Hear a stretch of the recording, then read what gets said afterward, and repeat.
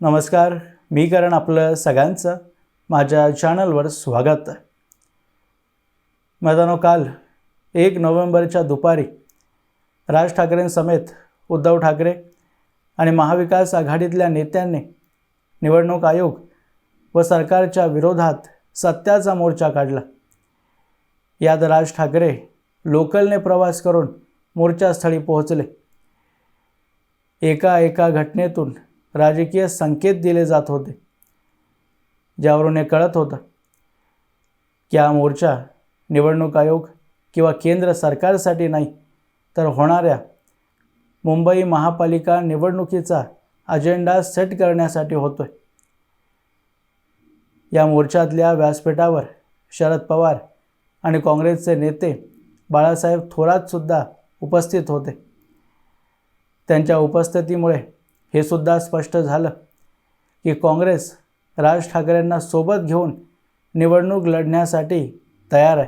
तथाकथित पुरावे सादर करून निवडणूक आयोगावर मतदार यादीत घोळ केल्याचे आरोप करून सरकारवर निशाणा साधणं ही जशास तशी पटकथा राहुल गांधींचीच राज ठाकरेंनी इथे वापरली आहे. काँग्रेससोबत जाताना मराठीचा मुद्दा बाजूला ठेवून राज ठाकरेंच्या पूर्वी घेतलेल्या भूमिका अडचण निर्माण करू नयेत यासाठी मतचोरी हा मनसे आणि काँग्रेस या दोन पक्षांना जोडणारा महत्त्वाचा मुद्दा असेल ही घोषणा करण्यासाठीच सत्याचा मोर्चा काढण्यात आला. पण या मोर्चात काही गंभीर अडचणी आणि प्रश्न राज ठाकरेंसाठी उभे राहिलेत, ज्याचा फायदा घेऊन BJP येत्या निवडणुकीत राज ठाकरेंना न भरून निघणारं नुकसान पोहोचवू शकते. काही डेटा मी तुमच्यासमोर ठेवणार आहे, ज्याला समजून घेतल्यानंतर तुम्हाला कळेल की काँग्रेसला सोबत घेतल्यामुळे राज ठाकरेंचा मराठी मुद्दा बाद झालेला आहे. कारण ज्या उत्तर भारतीयांना दाखवून मराठी माणसांना एकवटण्याचा प्रयत्न राज ठाकरे करतात, त्या उत्तर भारतीय लोकांना मुंबईत आणून मराठी माणसाचा टक्का कमी करण्याचं काम काँग्रेसनेच केलं होतं. 1961च्या जनगणनेनुसार मुंबईत जवळपास 45% लोक मराठी भाषिक होते. गुजराती 20 ते 22% आणि उत्तर प्रदेशातून आलेले 12% होते. पुढे 1966ला बाळासाहेब ठाकरेंनी शिवसेनेची स्थापना केली आणि सुरुवाती दिवसांतच मराठी भाषेचा भावनिक मुद्दा वापरल्याने त्यांना प्रचंड प्रसिद्धी मिळाली. त्यामुळे काँग्रेसमधल्या परप्रांतीय लॉबीतल्या नेत्यांना भविष्याची चिंता वाटू लागली. त्यावेळी मुंबई काँग्रेस आणि उर्वरित महाराष्ट्र काँग्रेस असे 2 गट असायचे. त्यातल्या मुंबई काँग्रेसने शिवसेनेची वाढ थांबवण्यासाठी मुंबईतल्या छोट्या छोट्या पॉकेट्समध्ये उत्तर भारतीयांना वसवायला सुरुवात केली. त्यांना राशन कार्ड ते चाळीत घर देईपर्यंत काँग्रेसचे कार्यकर्ते काम करायचे, जसं आज बांगलादेशींसाठी केलं जातं. 1961 ते 2001च्या काळात मराठी माणसाचा टक्का 4.2% घसरला, पण उत्तर भारतीयांचा 12 वरून 24% वाढला. यापुढची आकडेवारी तर तुम्हाला अजून चकित करेल. सर्वात पहिल्यांदा हिंदुत्वाच्या मुद्द्यावर 1995ला शिवसेना भाजप युती महाराष्ट्रात जिंकली. परिणाम येताच काँग्रेस नेत्यांच्या पायाखालून जमीन काढून घेतल्यासारखी परिस्थिती निर्माण झाली. पण पुढे 1999ला युतीच्या आपल्या चुकांमुळेच काँग्रेस पुन्हा सत्तेत येते आणि इथूनच अगदी नियोजनबद्ध पद्धतीने बिहारमधल्या लालू यादव यांच्या गुंडाराजचा वापर करून मराठी माणसाच्या हातातून मुंबईत कोणाची सत्ता येणार हे ठरवण्याचे अधिकार काढून घेतले जातात. 2001 ते 11 या 10 वर्षांच्या काळात मराठी भाषिकांचा टक्का 2.64% घसरला. गुजरातीही 0.45% कमी झाले, पण हिंदी भाषिकांचा टक्का 39.35% वाढला. यातही प्रमुखतः बिहारींची संख्या 40% वाढली होती. ठाण्यात 80 तर रायगड जिल्ह्यात 87% हिंदी भाषिक वाढले होते. आणि हे नैसर्गिक नव्हतं. महाराष्ट्राने स्थलांतरणं पाहिली आहेत, पण 80-90% वाढ होण्यासाठी सरकारचा पाठिंबा असणं आवश्यक असतं. आणि हे काम काँग्रेसचेच परप्रांतीय आमदार करत होते. काँग्रेस असा एकमेव पक्ष होता जो मुंबईत सर्वाधिक परप्रांतीय उमेदवार निवडणुकीत उभे करायचा. 1978 ते 2024चा डेटा मी तुमच्या स्क्रीनवर लावतोय, तुम्ही पाहू शकता. 1985 पर्यंत काँग्रेसची एक हाती सत्ता असताना मराठी आमदारांची संख्या फक्त 13-12 तर कधी 14पर्यंत जायची. शिवसेनेचा उदय झाल्यावर 1990-95ला तो आकडा 22पर्यंत गेला. पण पुन्हा काँग्रेसची सत्ता आल्यावर मराठी आमदारांचा आकडा खाली घसरला. तो वाढला नरेंद्र मोदी आणि देवेंद्र फडणवीसांच्या काळात. 2019च्या निवडणुकीत तर मुंबईतले 72% आमदार मराठी होते. डेटा ओरडून सांगतोय की काँग्रेस जेव्हाही सत्तेत येते तेव्हा लोकसंख्येतून मराठी माणसाचा आकडा फक्त खालीच जातो आणि सत्तेची सूत्रही परप्रांतीय नेत्यांकडे जातात. यात विशेष करून अनेक मुस्लिमही असतात. मग जर आज राज ठाकरे काँग्रेससोबत जात आहेत तर ते फक्त सत्ता मिळवण्याच्या लोभापोटी आणि मराठी माणसाचं अहित करणारं निर्णय ते घेत आहेत. वरून काँग्रेससोबत गेल्यामुळे उत्तर भारतीयांना राज ठाकरे काहीच बोलू शकणार नाहीत. कारण BJP सकट काँग्रेसची सुद्धा ही वोट बँक आहे. म्हणजे राज ठाकरेंच्या नरेटिव्हमधून मराठी आणि हिंदुत्व असे दोन्ही मुद्दे गायब होतात. मग माझा प्रश्न असा आहे की मनसेचा मतदानाचा टक्का वाढवण्यासाठी तुमच्याकडे नवीन मुद्दा कुठला आहे?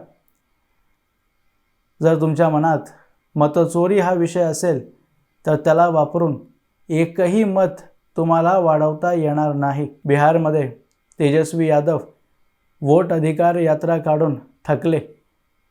शेवटीच नोकरी, विकास आणि आरक्षण या मुद्द्यांवर परत आलेत. पण त्यांच्या वडिलांचं गुंडा राजचा इतिहास त्यांना नडतोय. आणि तसंच शिवसेनेची मागच्या 25 वर्षांची सत्ता राज ठाकरेंनाही नडणार आहे. कारण लोकांनी हे लक्षात ठेवलं पाहिजे की मुंबई महापालिकेत आजपर्यंत BJPचा महापौर बसलेलाच नाही आहे. काँग्रेस काळातही महापालिकेची सूत्र शिवसेना म्हणजे उद्धव ठाकरेंच्याच हातात होती. पण त्यांची मागच्या 3 महिन्यात दिलेली भाषणं एकदा ऐका. त्यात फक्त अमित शहा, आता तर ॲनाकोंडा म्हणतायत, नरेंद्र मोदी, देवेंद्र फडणवीस आणि एकनाथ शिंदे या नेत्यांच्या नावाने फक्त बोटं मोडत असतात. मागच्या 25 वर्षांमध्ये आपल्या पक्षाने मुंबईसाठी आणि मुंबईतल्या मराठी माणसासाठी केलेलं एकही साधं काम उद्धव ठाकरेंना सांगता येत नाही आहे. याचा फायदा आपण केलेली कामं सांगून देवेंद्र फडणवीसांनी घ्यायला सुरुवात केली आहे. याची तीव्रता निवडणुका जवळ आल्यावर अजून वाढेल. आणि अशात मतचोरी, ठाकरे ब्रँड हे असले मुद्दे एकही क्षणाला टिकणार नाहीत. या सुनामीत राज ठाकरेसुद्धा उद्धव ठाकरेंसोबत असल्यामुळे सपाट होऊन जातील. समजा निवडणुका जानेवारी महिन्यात होणार आहेत, त्यानुसार फक्त 2 ते 3 महिने राहिलेत. अशा काळात राज ठाकरेंना मोर्चात नाही तर गल्लीत असायला पाहिजे होतं. मुंबईची बिघडलेली व्यवस्था खराब रस्ते, पाण्याची समस्या, गटारी या प्रश्नांना समोर आणून देवेंद्र फडणवीस, एकनाथ शिंदे, अजित पवार आणि विशेष करून उद्धव ठाकरेंना जाब विचारायला हवं होतं. याने दोन्ही शिवसेनेचा मराठी मतदार मनसेकडे झुकला असता आणि काही परप्रांतीय लोकांनी सुद्धा तुम्हाला मतदान केलं असतं.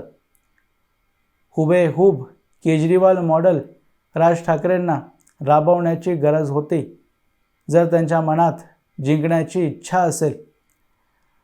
कारण त्यांचा विजय तेव्हाच होऊ शकतो जेव्हा मतदानाचा टक्का वाढेल आणि तो वाढवायचा असेल तर घरात बसलेल्या लोकांना बाहेर आणण्यासाठी कारण द्यावं लागेल आणि ते कारण मतचोरी अजिबात नाही आहे.